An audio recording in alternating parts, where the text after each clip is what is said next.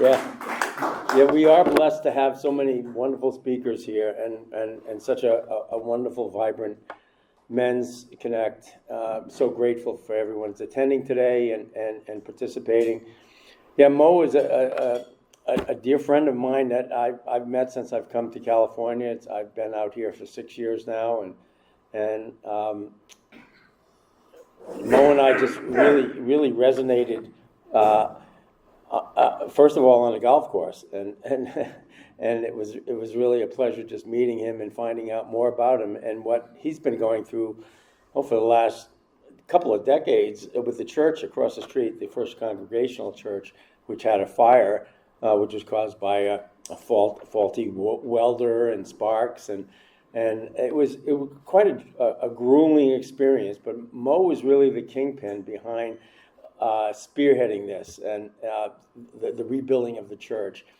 But it goes back, and this is way before my time, but back in the 80s, the Berkeley Ecumenical Chaplaincy to the homeless was formed, and it was supported by what the Sather Gate Churches, any of the southern churches of any churches that was, I guess, south of Berkeley University. Yeah, all the churches in this area. All the churches in this area.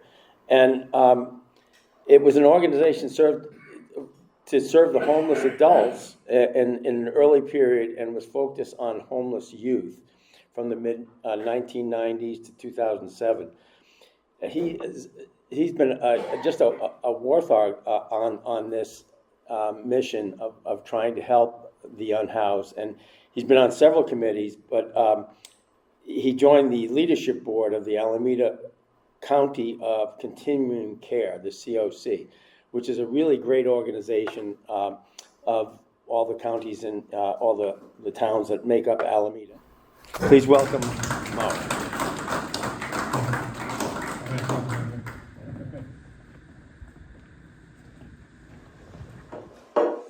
So with that long introduction, maybe I should just sit down. Thank you, Michael. Let me first preface my remarks by saying a little bit more specifically about my journey here. As Michael said, I am a member of First Congregational Church of Berkeley. Been there since the mid-'80s. Homelessness has been part of Berkeley since the 60s, I guess, maybe even before that, but street homelessness really became an issue in the 70s and 80s. People were sleeping on the property of the First Congregational Church of Berkeley. Here at First Presbyterian Church, they were there.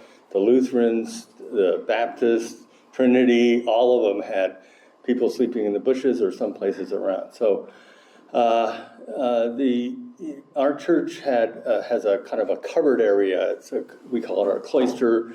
It's just a walkway, and it is out of the rain, but there's no gates around it or anything like that. So in the mid-'80s, we had probably 40 people sleeping there every night, and the congregation was getting very agitated about this, and so there was a push and pull about, maybe we should fence this off, and maybe we should get rid of them, we should get the police here, and then we were called to our Christian values and said we can't just do that. We need to have some other solution. So, as Michael said, there was this wake-up committee. So we started waking people up and getting them to move on so that they got used to the fact that they had to be out of there by 7 o'clock in the morning, couldn't come back until later in the day. So it kind of, pushed the schedules around so that the church could operate and people who were sleeping there could also remain there. So that evolved into a shelter, and this church participated in that shelter. It was a rotating shelter. So instead of having people outside, we opened up our big gymnasium, and for a month a year, and this happened mostly during the cold months of the year, and then rotated it from church to church to church. And First Pres was one of the churches that did that in the 80s and 90s. After about 5 years or so of that, we said, hey, city of Berkeley, this is more of a civic obligation. We can't keep this up. So this city then opened up the basement of the Veterans Building in downtown Berkeley here, and the shelter moved over there so that the rotating shelters stopped operating at the churches. But it was, the point of this is, it was our collective action that got things going. You know, we recognized that this was a Christian calling and that we needed to do something about it. And we did. And that was one of the beginnings of the services that are now, I'm going to describe in my slideshow here. So the point is, if we think about this and we take it seriously, we can get things done. A lot has happened since then. Even though the problem has been growing, it is something that is not insolvable, especially if we put our minds to it and do something about it. So I will start with sort of going through some of the numbers and so on here that have to do with homelessness. I will, kind of describe the population and the situation. And then the next part will focus on the response system, which is, it's a collection of a lot of different organizations that are part of the response system. And then I'll talk about the plan. There is a plan to end homelessness in Alameda County, and it has progressed significantly from its small roots. So I just want to make sure that you can that you are aware of that, and then and also what's coming up with it in the future, and then we'll have a Q&A after that. So let's start out here. My wife, I showed this to her, and she says, "Oh, that's terrible. Nobody wants to see all these little numbers and everything." But anyway, it's a little probably hard to see from the back there, but you can see the big number at the top here is the number of people who are described as homeless, and that's either sheltered homelessness, which is a person who is in a temporary shelter on a cot or something like that, or else unsheltered homelessness, which is in out on the street in a tent, in an encampment, in a car, or something like that. So you can see it. This actually starts in 2007, but as I said, homelessness goes way back. And this is Alameda County only. And the top line is the combination. And it sort of bumped along and was sort of going down a little bit, up until about 2013, 14. These dates are the counts, and we'll talk about what the count is in a minute. So it really popped up in 2014, 15, and that was not due to a greater epidemic of mental illness, drug addiction, or anything else. It was the disparity between the cost of rent and the cost of living in our area. That was the beginning of a boom period for us. The .coms and all that stuff started happening, and the rents started getting driven up by people coming to this area to participate in the economic boom. Anyway, it just skyrocketed homelessness, and you can see at the very top there's a little bit of a downturn, and some of that has to do with the plan and how it is progressing here. So the next slide kind of shows you, a little bit. So homelessness in Alameda County is primarily concentrated in the North County. Oakland, as you can see here, this 8,000. This is not the count. This is the people who are in a system, a registration system. And who are getting some sort of services. And so Oakland has around 8,000 people here, and they have about half of the people who are homeless in Alameda County. There's a number of reasons for that, and we don't have time to go to all of them today, but one of the chief ones is that it's an older city, and the architecture of it has big open areas in it. It's not like an urban area where you have a sidewalk and a house and a yard and that's it, and everything's owned by private individuals. There's a lot of, railroad crisscrossings and places where people can park their cars and live undisturbed. So Oakland has about half of the homeless people in Alameda County. Here's another interesting slice of it, is that homelessness is not evenly distributed among racial groups. The orange bar here shows the number of people who are homeless, either in shelters or on the streets, and the blue bar is the people who are, their matching number in our general population. So the obvious worst one here on the far left-hand side here are Black African Americans, who are 11% of the our population of the Bay Area, but comprise 47% of the people who are homeless. By contrast, the people who are white are approximately 50% of our population, and only 31% of homelessness.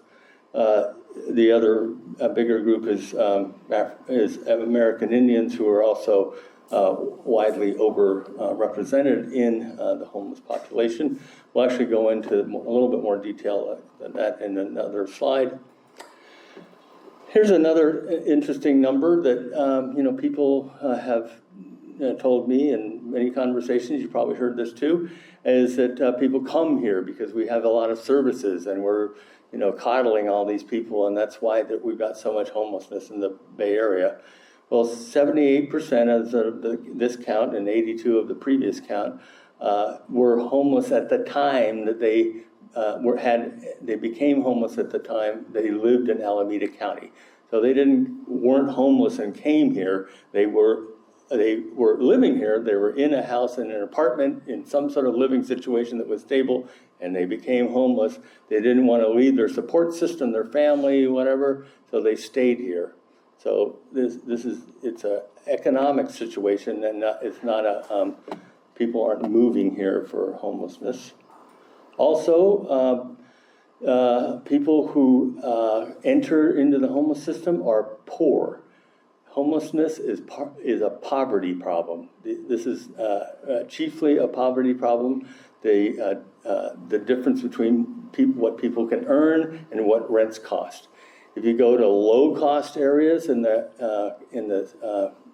United States, in the middle of the country where there's been some depopulation, homelessness is way down. It's under the thousands for the entire state, where you can rent an apartment for $500. So here, that's impossible. You can't even rent a room for $500. But so you can see here that most these big orange lines here, they show that the vast majority of people, and no matter what their ethnic background is, only have $1 to $1,000 per month in income. Most homeless people have some income. Very few people have no income. It can be, some of it might be a government-sponsored SDI or some kind of Social Security or something like that, or a small job, that they're, work at, recycling plant or something like that, low-wage jobs, but almost all homeless people have some income. So this is actually, I just wanted to point this out. There are one of these things here for everybody, so you can take this and kind of study it more. This has a lot of information, these little pamphlets here that sort of slice and dice things. And most of this information was gathered, as Michael said, on the count. So the count is done every 2 years, and questions are asked of people when they're counted. So this is the distillation of the responses. There are some websites on the little handout over there too, where you can find out your own city and find out exactly how your city is made up, what their makeup of the homeless population is there. So I won't go into too much of that. This is a little slide here that I kind of made myself. I'm proud of having put this together. Now there are 100 houses here. And this is sort of to put homelessness in perspective. So Alameda County has 1,600,000 residents in it. And the last count counted 9,450 people on the street. So that is less than 1% of our population. So you can see that this is, I mean, sometimes people think that it's just completely taking over the world and so on. It is not. This is a problem that is, in perspective, can be dealt with, and it is pervasive in certain areas, but it is not something that we can't deal with. So let's now talk about the homeless response system. So there wasn't really an organized homeless response system until really, it started in the 90s and stuff, and it started out with cities that were impacted, Oakland and Berkeley in particular. Alameda County has kind of dealt with it through its peripheral. They have different, their health system, and they have a mental health system, and they have, a housing division and so on, but they never really had a homeless services system. So the federal government became involved in it through creating what is called the continuum of care. There are about, a couple thousand of these throughout the country. What they are any geographic area that organizes itself and decides to follow the rules and qualify for federal funding. So in our case, the continuum of care, it's not a 501c3, it's not a corporation or anything. It's just a group of people who voluntarily want to join it. You can all join, and it has a leadership board of which I am on. I'm the co-chair of that, and it oversees the count, and it oversees the homeless management information system, and it oversees a federal grant, which is around $60 million this year. 80% or so of that goes to subsidies of people who are formerly homeless. So and then there's an outreach component and a lot of other things. So it is one piece. It's not the biggest piece, but it is one piece of the homeless response system. There are 14 city governments, of which Oakland and Berkeley are the ones that are most impacted and have the largest direct operations dealing with homelessness. State of California has provided a lot of money, especially recently, for homelessness, but it's sporadic and it goes up and down. It has to do with who's in office and what they think about and whether they're going to run for president or. So there's lots of reasons why they have, they fund it and don't fund it. Service providers, almost all homeless services are provided by nonprofit service providers.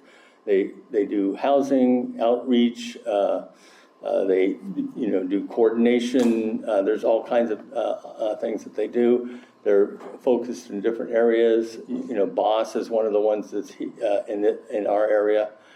So service providers are a big part of it. There are also affordable housing providers. Affordable housing providers provide housing mostly for people who have more income, not low income people like this, but often there are set-asides of 10 or 20% of the units in new buildings or renovated buildings that are set aside for people who are homeless or formerly homeless. Most people are housed in existing housing, so local landlords play a big part in it. They accept the vouchers from the federal government or from the county and to pay for housing for people who are very low income. So that's sort of the big picture of that. This is, I won't go into this, it's too hard to see from back there, but the leadership board is sort of in the middle, and we have committees that deal with outreach and access, housing capacity, the homeless management information system, and so on. So this is, all of the people here are volunteers or members of government who are on these committees and serve to try to make the homeless response system work. So let me talk about the broad principles of the system. This is the housing first idea has been pushed around the country. The HUD, the Housing and Urban Development, has up until recently has espoused a housing first policy, which means that if somebody has addiction problems, they have mental health problems, or they are just plain poor, the solution is not to fix all that stuff first.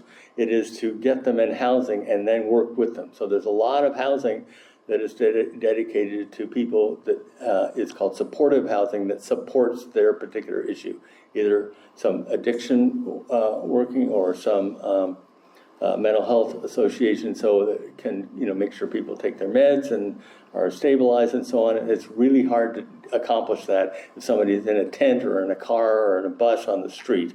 You can get things done when their situation is, and they're housed and warmed, and they're not afraid of living.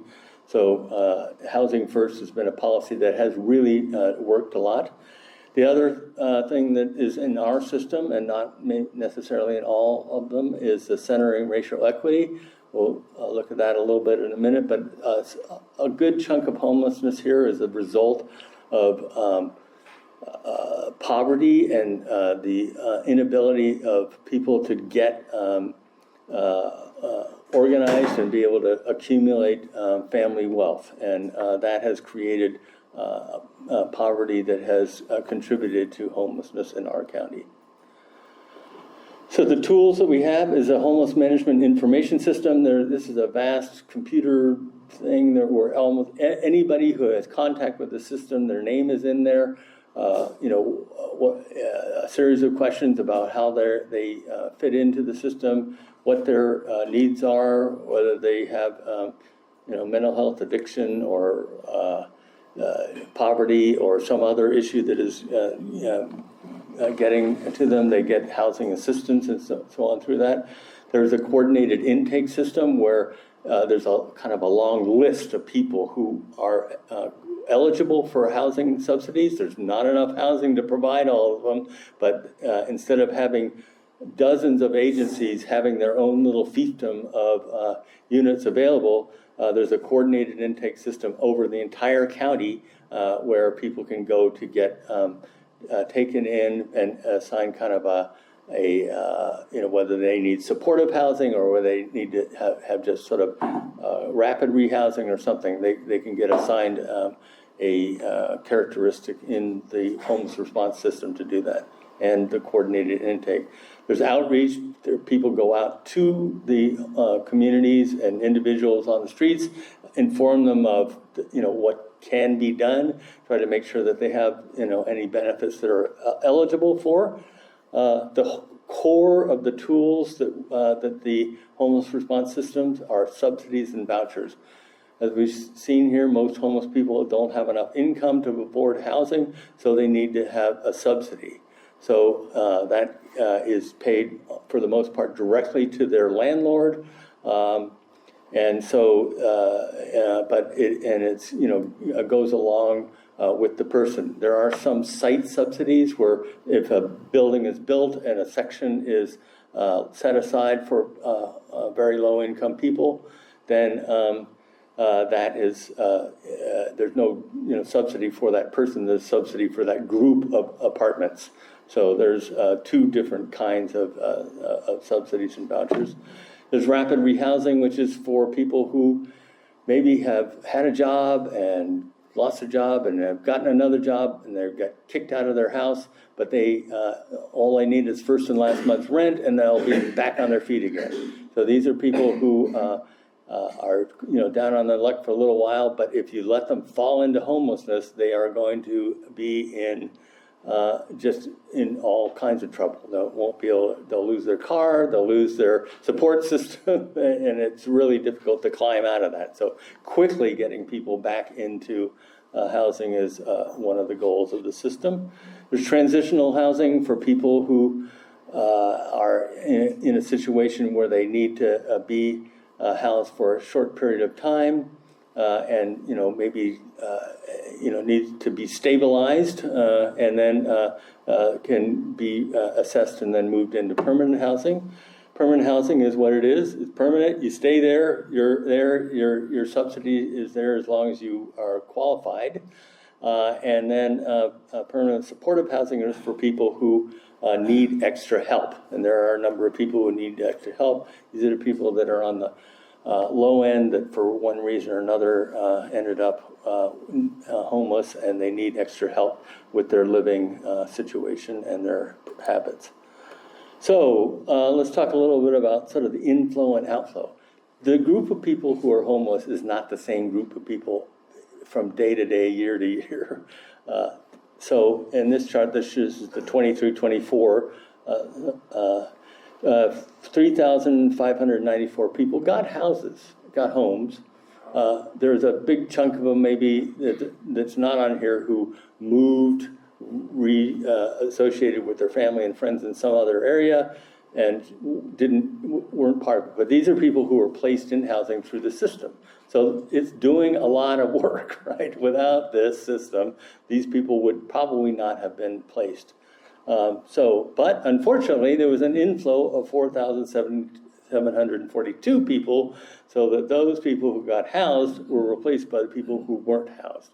So those people fell off, lost their jobs, got sick, whatever it was that made them homeless, they came back into the system.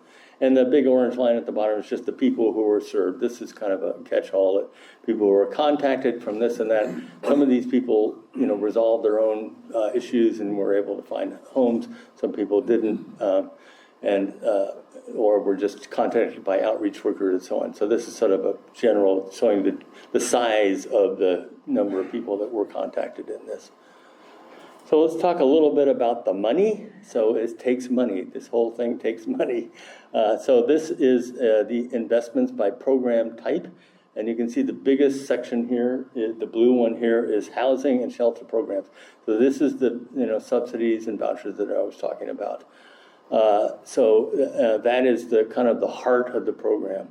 In this year, this is a little bit unusual. There's this green section here of capital improvement. Now, this happened kind of during and right after the pandemic. There were a whole bunch of hotels that were, because of the pandemic and other shifting patterns, were not being used as hotels.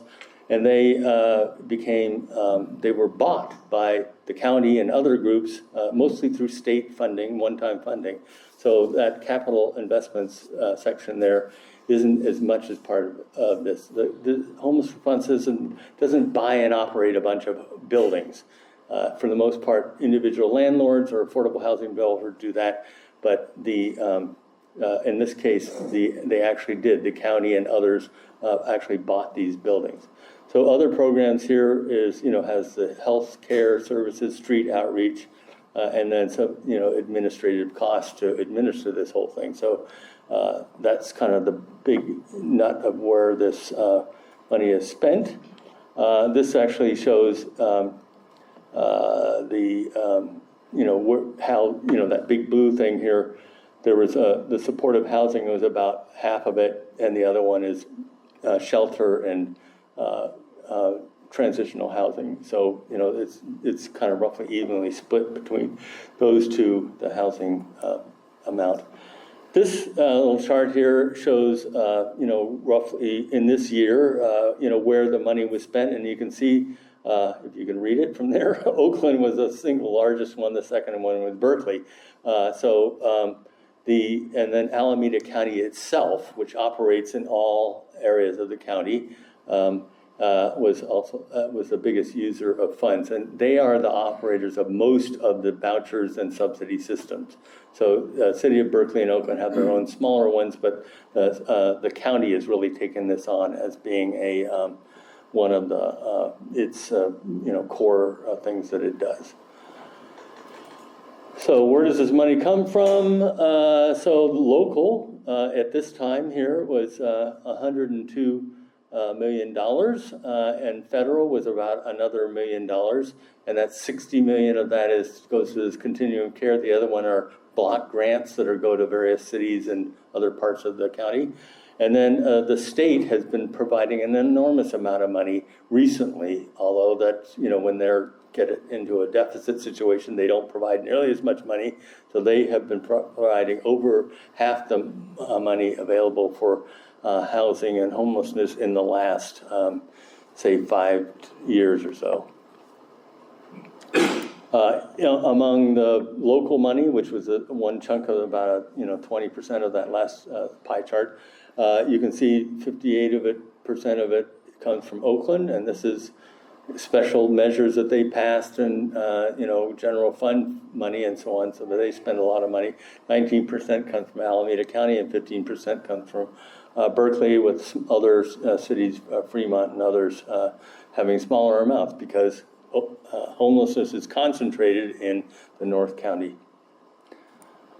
So this number here is an interesting one. This little chart here. So this is the inflow and the outflow, and I think we talked about that. And so you can see the inflow and returns to homelessness is the orange line, and then the people who gained housing is the bottom line. And one is relatively smooth, and the other one goes up and down and up and down. And why is that? So the reason is money. The green lines here are the amount of money put into the system in the years in which they were. So this is 21, 22, 23, 24. So it takes a little while for it to, percolate through. But as you see, you put more money in and more people get housed. More subsidies, more vouchers, contacting more landlords, working with more people. So money does work. So you can see here that, it's between, in the last, 5 years or so, the number of people housed goes for a low of, 2,500 people up to 4,000 people. So it's not a system that is like weak. It is, pretty strong. And if we had had this system in place in, say,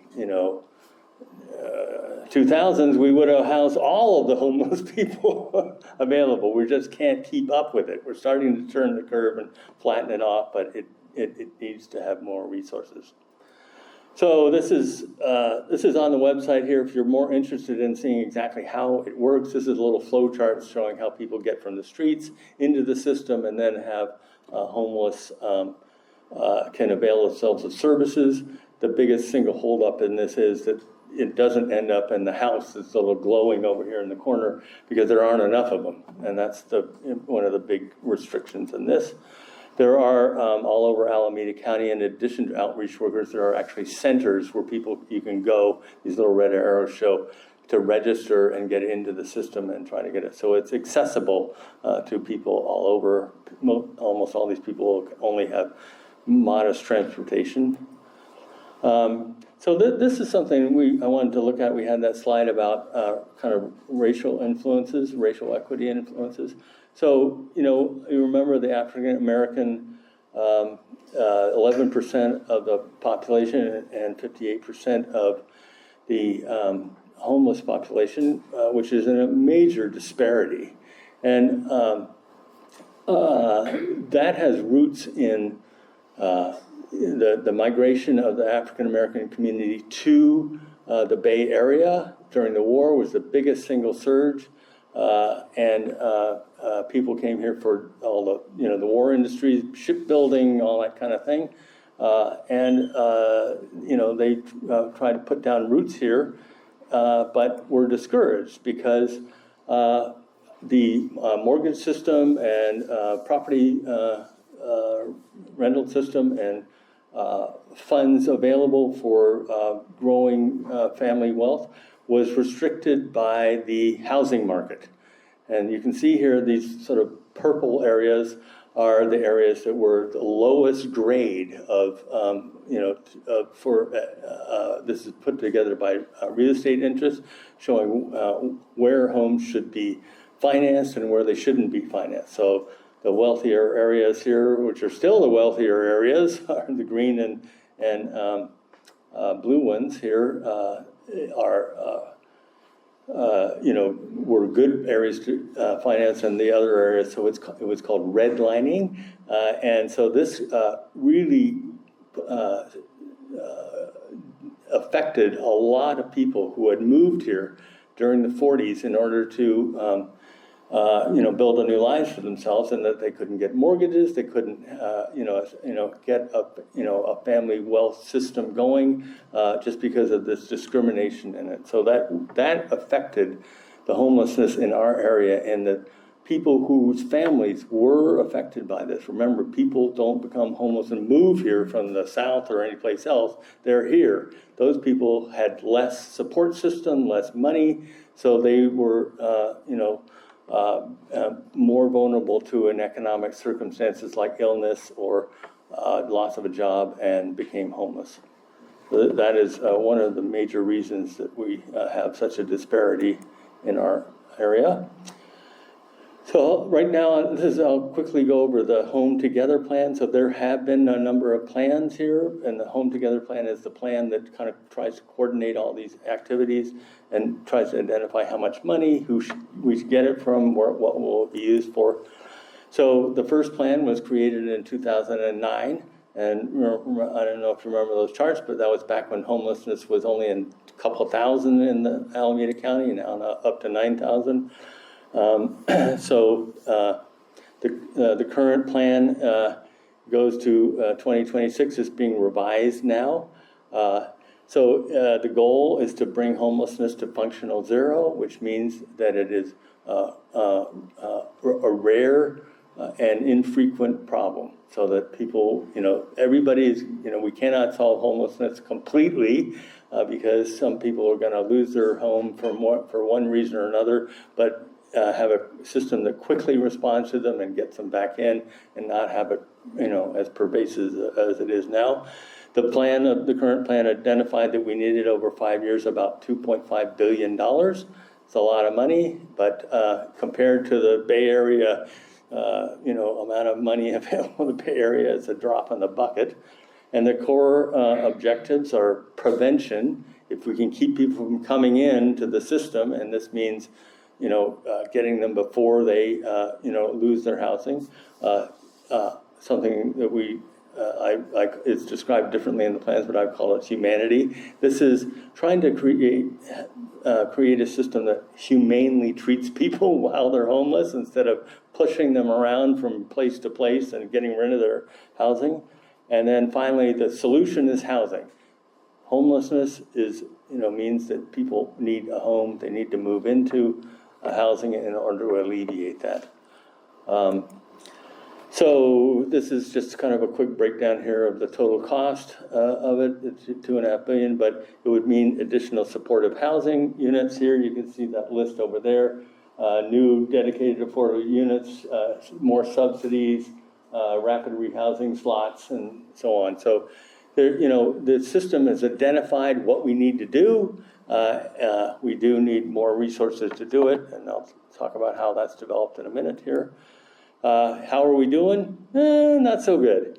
The orange line is what if the plan really worked and it was fully funded, this is what would happen. It would drop to zero in about 5 years, preventing people from coming in, giving subsidies to people who need them. However, what's happened is we've flattened it off a little bit. We're about to do another count in January and see if it's flattened off again. But there has been an impact, as you can see. Housing, 4,000 people who wouldn't normally have been housed made a big difference. So we did decide in 2000 to get a local flexible funding source to support this plan, and it was called Measure W. I don't know if any of you voted for it, but you may have. Enough people did that it passed in Alameda County. It was a 50-cent sales tax. It was held up by anti-tax groups for 5 years in courts. It got released about 6 months ago, and now the county supervisors are kind of trying to shake out exactly where it will go.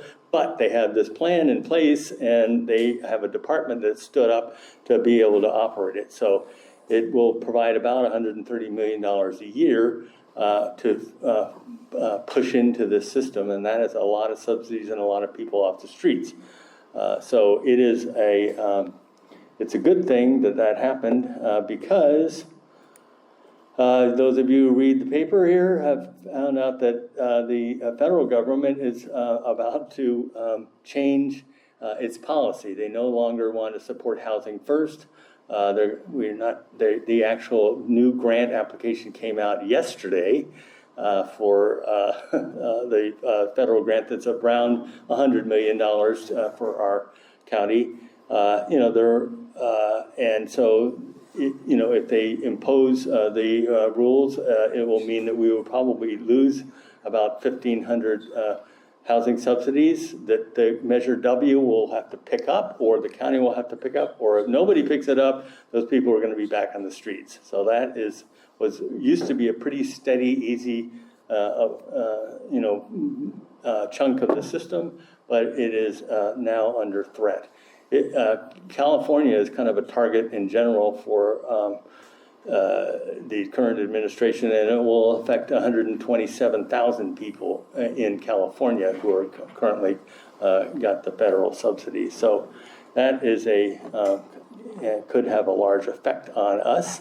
It also pays for the count, and if we don't get the grant, we may or may not have the count in January. But doing the count is something that you should think about if you haven't done it. It's actually pretty mild. You have a little app that you're on your phone. You go in your area. They divide up it into precincts, and then you walk to your streets. And if you find a homeless person, then you open your app and say, "Can I ask you some questions?" There's 20 questions. You give them a gift card. They answer them or don't answer them, whatever, and then you just put it in, and it takes your location and the information that feeds it into a central place where they create these reports. So it's a good thing to do for a few hours on probably on which day it is, but it's on the day is on, I think it's the 20-something or other in January. So my final little slide here is the one I made myself. So this is a little analogy that I like to kind of put together. If we were a village of 100 families, and we lived in little simple structures that we had built ourselves, and there was one family that could not get it together to build a little structure, and they were wandering around our neighborhood and making noise at night and being uncomfortable, and we felt called to help them. I think we would probably get together and build that family a little house just like ours. And that's all it's going to take is us realizing that it is our problem, that we need to deal with it, and to go out there and get that one house built. So that's my final message for you, and I will take questions and answers now. Well, there's a number you can call, 211? Yeah, if you are homeless or need services, you can call 211. So we have time. I wish to Maybe not have you go over time, so my goal is 10:30. So we have time for questions, and I will not let it run too much. So, please. Lots of numbers. No. Yeah, sorry about all the numbers. It's, I'm an engineer, and that's a lot of numbers. There's a lot more when you go to the websites. So it's very discouraging. I mean, the amount of money, 500 million divided by 10,000 homeless, that's $50,000 a homeless. I know, it's incredibly expensive once somebody becomes How can it be homeless. that way? I mean, what are is it like administration costs? Where does all that money earmarked to go? So I think, this is after having lived in this system and kind of seeing it operate, the fundamental problem is that our society did not want to give money away. So if we had a way that we had like 5 offices in Alameda County, and if you were poor, met a certain income level, and you went to the window and said, "I'm poor, could you please give me a subsidy for my rent?" and they would then write a check and give it to you. That would be the most efficient way we can do it. But we spend an enormous amount of time asking people questions, verifying their income, trying to get them help of some other sort. working with landlords, giving the money to anybody but the person that needs it. So there's a whole lot of stuff that is done to prevent people from actually being paid the money and moving in. And I think it's because of the kind of the moral ladder. People don't want to give away money, but to run a system that doesn't do that, it is really expensive, and it has a lot of people involved in it who are, making a living off of it. So it's inefficient in that way, but so is going to a hospital, right? What do you need all this stuff for? All you need is one pill and a thermometer. So it's an expensive solution, but so far it's more expensive to have them dying on the streets. So I've heard different time-to-time reports about homeless students. Can you make any comment about, in these numbers, how many of the numbers that you're talking about are students? I'm not an expert on subpopulations, which that's what that is. Yet I'm sure there are quite a few homeless students. When I was actually when I did my time in the count, I did part of it in Oakland and part of it in Berkeley, and I did run into some people that looked like students who were living in vans down by the marina, but there may be on the website information there. If you want to slice and dice it, there may be some information about students, but it's not the biggest part of it. Other questions? Larry? You mentioned just about 80% of the people that are homeless already were living here. Yes. And became homeless. What about the other 20%? Do they move here? Maybe they. I think there is. There's one of those graphs in there. I think we can go back to it, but it shows how long they have lived in an area before they became homeless. So, or how long they have been here, or how long they have been homeless. So there's actually a really good tool on the website where you can, kind of cross-check groups to find out, something about a subpopulation or some particular aspect of it. So it's not a lot of, we don't have kind of border patrol here in the Bay Area, so it's not something we can do a lot about. Intentionally, though, they're trying not to create a system that has outreach outside of our county, right? But people who are homeless in San Francisco can easily get over here and, come back and forth. So it's a, kind of a regional problem. There is a regional organization that is trying to deal with homelessness as a regional issue, too, to make consistent rules and among all the jurisdictions. More questions? Yes. I'd like to ask a question, but if anyone else has questions, take them first. Oh, well. I have a comment. My prior church experience was 35 years, Southern California.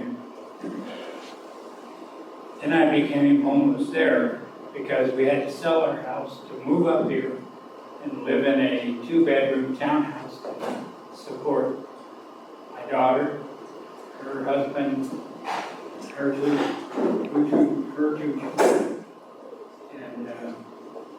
And I restarted my business up here. I call it funny business, I call it the water business, because that's what I did. So I just started over. So this is where I'm going to die too. All right. We're glad you're here, Don. Out of beautiful, what some people call Mission Viejo. All right, Mission Viejo. To here, and it's the best move we could have ever made. Yeah, I moved to California in the 50s, and I don't think Mission Viejo existed at that time.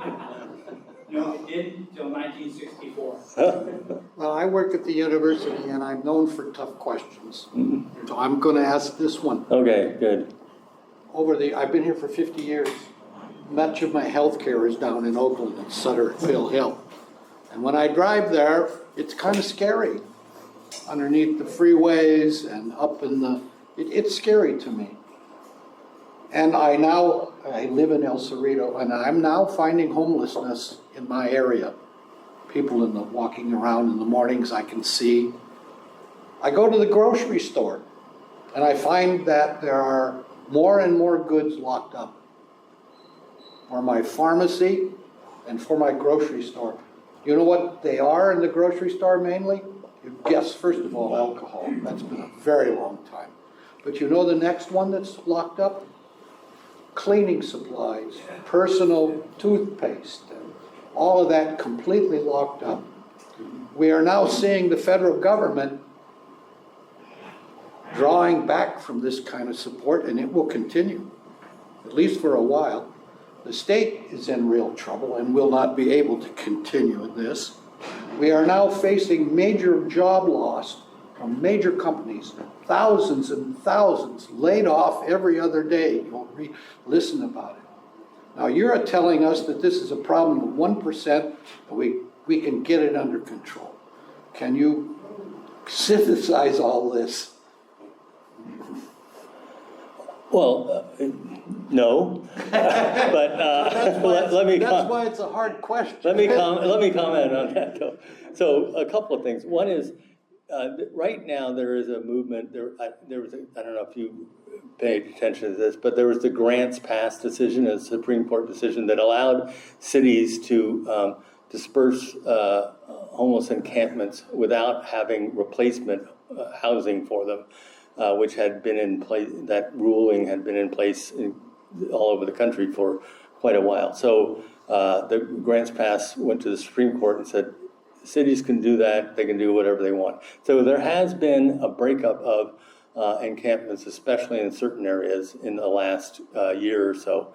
That has actually caused dispersal of people who are homeless to other neighborhoods like El Cerrito, right? Yeah, it's just dispersing the problem. You're right, and so the people who used to live together, and personally, if I was homeless, I'd like to live with other people who can watch my back, right, and maybe steal from me too. But they would, but at least if you're sitting out in a little yard someplace and you can't leave your tent or whatever. So, there's some, that's why people do get together in small villages. But so, to look at the bigger issue is that, as I mentioned, homelessness is not a result specifically of drug and alcohol, mental illness, and that kind of thing.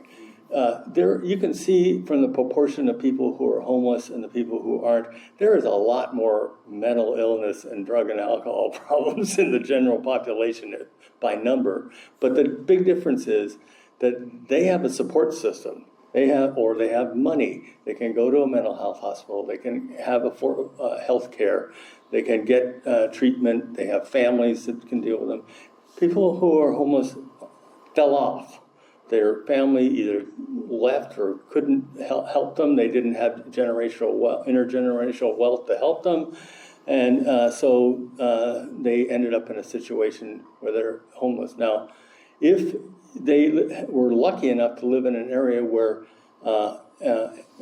say for instance, SSI, which is a supplemental Social Security, which is something that people get if they have a disability, even if they're not over 65. So it's around $1,000, $1,200 a month, all over the whole country. If you happen to live in the Midwest, in Kansas or someplace like that, you can rent a one-bedroom place or a studio apartment for $500 or $600. You spend half your check on it, and you're inside. Here, that doesn't happen. We're in these high-cost areas where there's a whole lot of people making a whole lot of money. They bid up the cost of housing. And the people that don't have the resources fall off the edge or move. Some of them don't want to move and can't move, so they get stuck here. So, the solution is, it's kind of graded in that affordable housing helps people who are kind of on the low end of income, but not, to the homeless scale yet. So it's a kind of a continuation of, help and, for people that don't have any other way to help. So, for instance, my children live in affordable housing. It's subsidized. It's subsidized by me. So, but that's because we have intergenerational wealth that we can help out with, right? Not everybody has that, and that's something that, if we're gonna put up with it, and other areas, other countries have huge slums and so on, and they say that's our solution.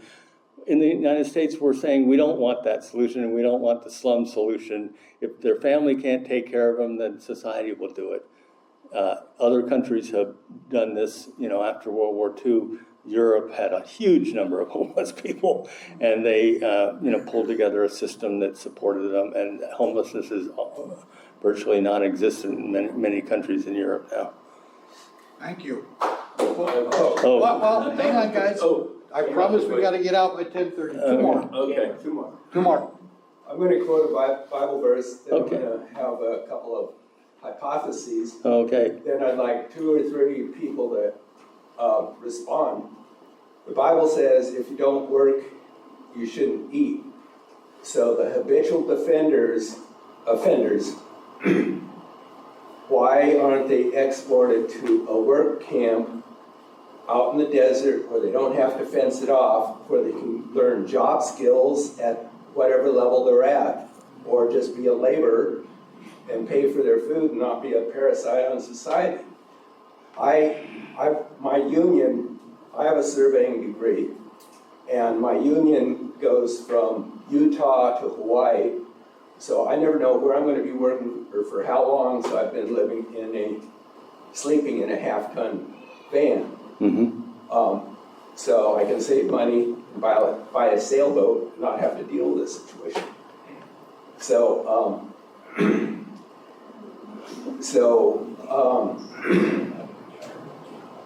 like, I've had 10 bicycles stolen in Berkeley, and I see people walking around with bicycle wheels and no bicycle. And the cops just let it happen, and it's appalling. And my health club's in the peninsula, and I don't always want to go across the bridge to take a shower, so sometimes I go to the homeless shelter. And 90% of the people there just sit around all day and smoke pot. Most of, probably half of them are mentally ill. And I think the biblical principle needs to be followed. Like, what's wrong with having them work to earn their keep? Mo, can you answer? Yeah, so one of the things so there are a lot, if you start dealing with people on a one-on-one basis who are homeless, many of them have kind of personality defects or low education, attainment or something like that, that really preclude them from getting into a job in the Bay Area, which would provide housing for them. They might be able to get a job that gets them $20,000 a year, and many people do have, jobs that are, low level like that, but they can't afford housing. Right, so build a but get some low quality, low price land out in the desert or someplace. Well, okay, so and build a work camp where they can learn a job skill. So that is an idea that is being worked on. Michael mentioned it in that. So there are standards for housing about how big it can be, how much ventilation it should have, and so on and so forth. So this experimental 40-unit place on University Avenue. It's not actually, the laws prohibit it from becoming permanent housing, but it can be licensed under like a hotel, right? Hotel rooms don't have to meet all the standards of of permanent housing. So our laws are set at a standard which preclude that right You know, now. they can't earn enough money here with their Right, job right. skills to So- pay for their housing, so they need to go somewhere else where they Right, can yeah, do that. so, yes, and I think some of it is, I mean, we could get into the business of telling people where to live and creating camps and so on. And, Well, don't subsidize them if they well, don't cooperate. but if we move them to a desert camp, where are they gonna get their jobs, right? So, Create work, like they have prisoners make license plates. like a WPA They type don't project. have to, they don't Yeah, have to well, have so a if job the government skill would take that on, productive. that might be a useful thing for them And to another try. thing is, if they're gonna get SSDI, tell them, well, you're not gonna get it in a high income area, you've gotta go to Kansas where you can pay for rent. Yeah, so this is, this is called, I mean, so some communities do use this,